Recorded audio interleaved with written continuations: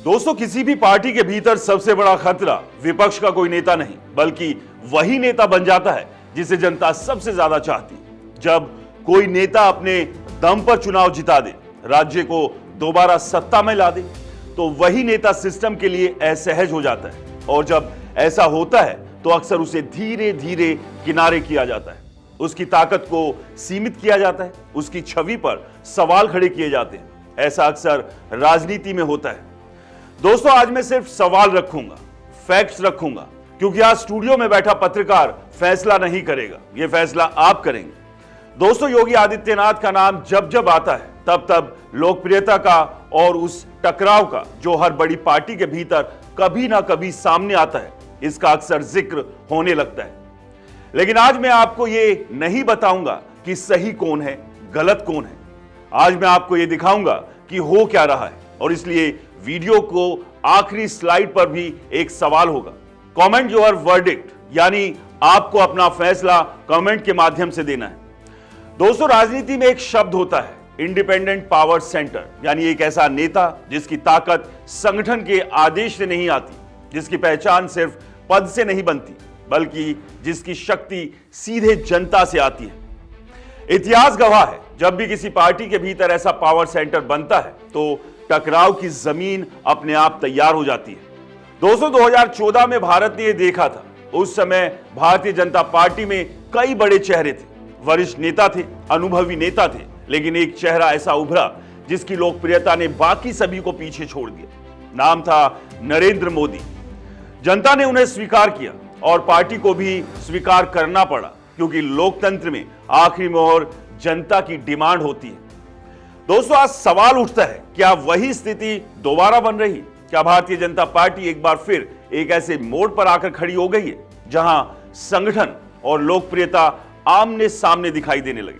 दोस्तों, आज बीजेपी के भीतर उत्तराधिकारी को लेकर चर्चा किसी बंद कमरे तक सीमित नहीं है। यह चर्चा राजनीतिक गलियारों में है, यह चर्चा मीडिया रिपोर्ट्स में है, ये चर्चा नेताओं के बयान में है, और यहां दो अलग अलग तरह की लीडरशिप दिखाई देती है।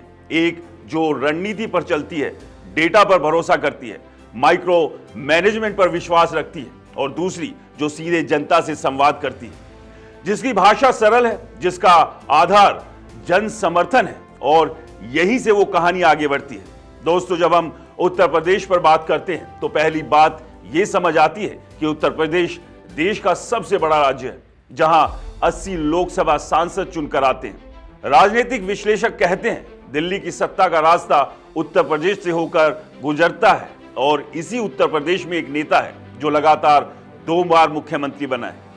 नाम योगी आदित्यनाथ। 2017 का विधानसभा चुनाव 403 सीटों में से 312 सीटें बीजेपी को मिली थी। यह सिर्फ चुनाव जीत की नहीं थी, ये एक राजनीतिक संदेश था।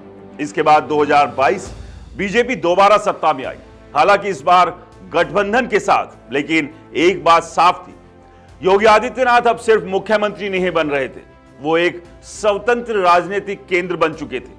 अब एक बयान पर ध्यान दीजिए। विपक्ष के नेता अखिलेश यादव कहते हैं उत्तर प्रदेश दिल्ली से चलाया जा रहा है। इसके जवाब में योगी आदित्यनाथ कहते हैं यूपी को दिल्ली से नहीं चलाया जा सकता, यूपी को वहीं से चलाया जा सकता है जो यूपी की जमीन को समझता हो, यूपी की पुलिस को जानता हो, यूपी के अपराध और माफिया नेटवर्क को पहचानता हो।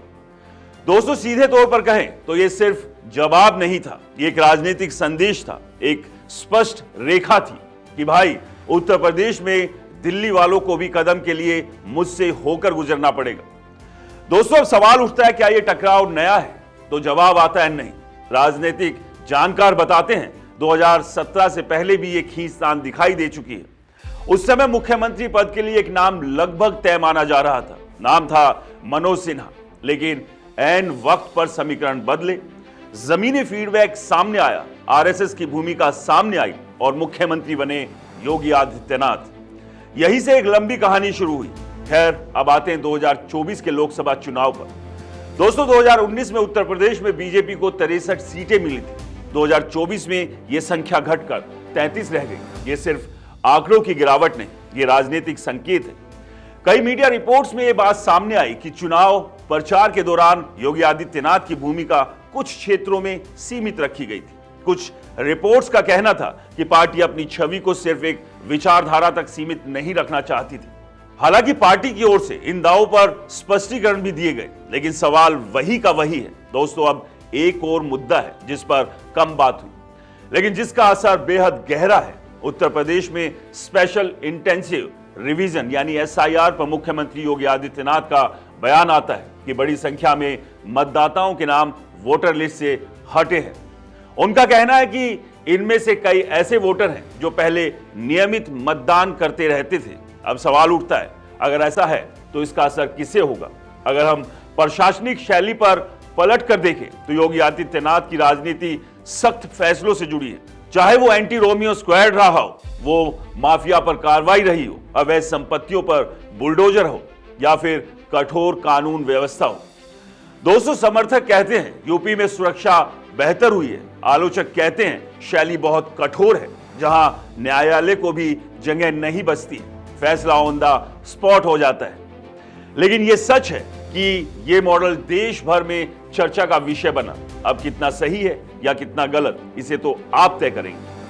दोस्तों, विचारधारा पर आते हैं। योगी आदित्यनाथ खुले तौर पर सनातन और हिंदुत्व की बात करते हैं। राजनीतिक विश्लेषक मानते हैं यही उनकी ताकत है और यही उनकी सबसे बड़ी चुनौती भी है। बीजेपी के भीतर भी इसी विषय पर अलग अलग सोच है। यह भी आप ही बताएंगे कि यह कितना सही है और कितना गलत। अब फैसला आपका है। अगर देश की राजनीति और उत्तर प्रदेश की राजनीति आने वाले समय में दिशा तय करती है तो जनता किस रास्ते को चुनेगी? दोस्तों, ये सबसे अहम सवाल है जिसका आपको जवाब देना है। कमेंट सेक्शन में अपना निर्णय जरूर लिखिए, मैं पढ़ूंगा और उसी को लेकर मैं भी समझने की कोशिश करूंगा। फिर एक नए अध्याय के साथ आपके साथ मुखातिब होऊंगा। नमस्कार।